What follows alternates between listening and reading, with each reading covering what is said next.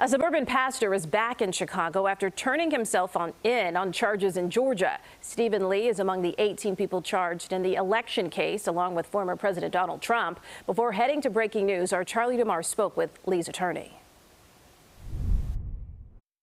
Mr. Lee, do you have any regrets? Reverend Stephen Lee left the Fulton County Jail in Georgia Friday, shortly after bonding out, his attorney David Shostakis by his side. You have a pastor being indicted for knocking on a door. An online fundraiser started by the Illinois Family Institute helped raise the $7,500 bond. We spoke to Shostakis after he returned to Chicago. When he went to bed last night and woke up this morning, he didn't think he was coming home.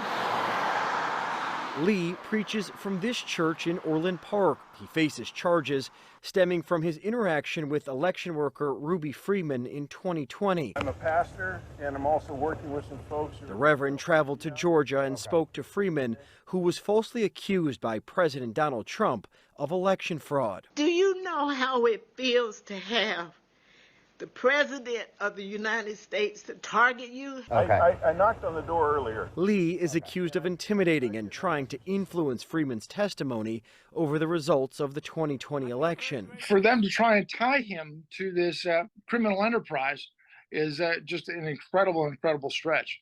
I will tell you this.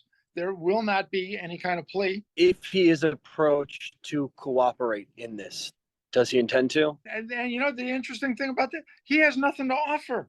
He doesn't know these people. He doesn't know President Trump.